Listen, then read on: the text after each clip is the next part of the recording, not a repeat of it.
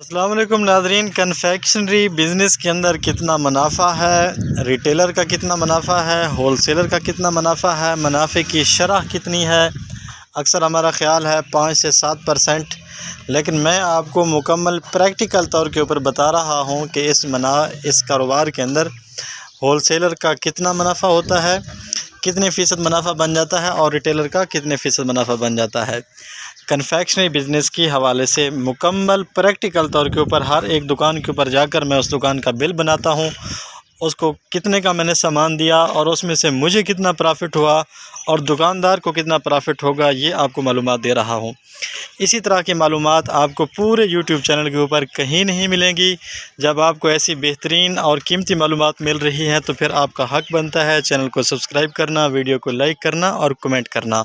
چلتے ہیں ویڈیو کی طرف۔ یہ انشاءاللہ ہر دکان کے اوپر جاؤں گا، دیکھتے ہیں آج ہم کتنے کماتے ہیں اور دکاندار کو کتنا بچتا ہے۔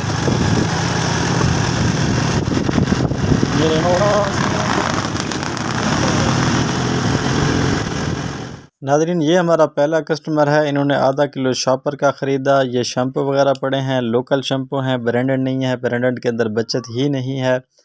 یہ انہوں نے خرید لیے، کیک خریدا، مکھن وغیرہ۔ آخر کے اندر ان کی جو ٹوٹل سیل ہوئی وہ 2495 روپے ہے۔ مجھے ان سے کتنا منافع ہوا اور انہوں نے مجھ سے کتنا منافع کمایا آخر کے اندر جا کر بتاؤں گا۔ چلتے ہیں دوسرے کسٹمر کی طرف۔ دوسرا کسٹمر جناب ہمارا آغوش بستر کے اندر ہے، سویا ہوا ہے۔ میں نے ان کو کال کی ہے، دکان ان کی بند ہے، فرما رہے ہیں کہ میں آ رہا ہوں۔ جب آپ کا کسی سے مضبوط تعلق بن جائے گا، بزنس آپ کا مضبوط ہوگا، اگر اس کی شاپ بند ہے تو وہ کسی اور سے سامان نہیں لے گا، بے شک دکان کھلی بھی ہے، بند ہے، آپ رابطہ کریں گے وہ بندہ آپ کے پاس آ جائے گا۔ اب بھائی کا انتظار کرتے ہیں، دیکھتے ہیں کہ وہ آج ہم سے کیا خریداری کرتے ہیں۔ بھائی صاحب جناب آ گئے اور آ کر انہوں نے سامان بھی لے لیا۔ سامان انہوں نے ٹھیک خرید لیا۔ 5320 روپے کا ان کا سامان ہے۔ بہترین لوکل ایٹ میں انہوں نے نہیں خریدی ہے، اچھے مال جو یعنی کہ کچا مال انہوں نے نہیں خریدا، رننگ ایٹم والا مال انہوں نے خریدا ہے۔ منافع ان سے ٹھیک ہو گیا، میرا بھی اور ان کا بھی برابر منافع ہو گیا۔ اب چلتے ہیں اپنے تیسرے کسٹمر کی طرف۔ کسٹمر نمبر 3 2 گولو مولو چاکلیٹ، ٹوٹل سیل 290 کی ہو گئی بھائی جان۔ چلتے ہیں چوتھے کسٹمر کی طرف۔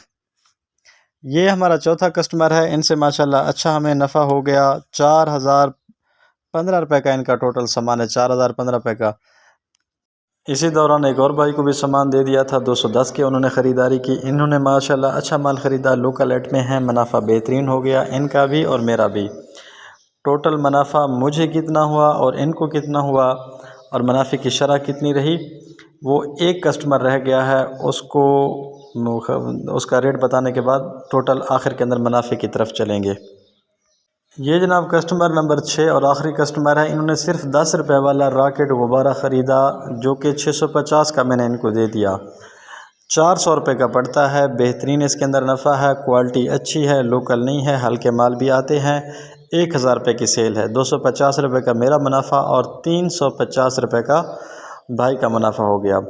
چلتے ہیں اب حساب کتاب کی طرف۔ یہ ہے جناب آج کی ہماری ٹوٹل سیل، 7 تاریخ تیسرا مہینہ 2026۔ ٹوٹل جو میں نے کسٹمر کے پاس گیا، 6 دکاندار ہیں، 6 دکانداروں کے پاس گیا، ایک دو نے سامان لیا ہی نہیں تو نو ٹینشن۔ ٹوٹل اب ڈیٹیل آپ نے دیکھ لی، سیل جو ہوگی وہ 13680 روپے کا ٹوٹل میں نے سامان بیچا، جس میں سے پہلے کسٹمر سے 470 بچا، دوسرے سے 550 بچ گیا، تیسرے سے 135 140 670 250۔ ٹوٹل جو میرا منافع ہو گیا وہ 2115 روپے۔ 4 گھنٹے میں نے تقریباً کام کیا، 2115 روپے کا مجھے نفع ہو گیا۔ اب جو منافع کی شرح ہے وہ 15.5% ہے، 15.5% میرے منافع کی شرح ہے۔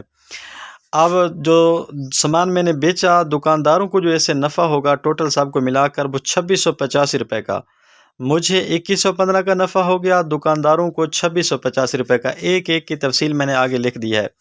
سب سے پہلے نمبر کے اوپر کسٹمر کی تعداد ہے، دوسرے نمبر پر سیل ہے، پھر بچت جو ہول سیلر کی بچت ہے، دوسرے نمبر آخر کے اندر میں نے لکھا ہے دکاندار کی بچت، وہ آپ دیکھ لیں 480 روپیہ بچا، جہاں مجھے 470 بچا، دکاندار کو 480، مجھے 550، دکاندار کو 840۔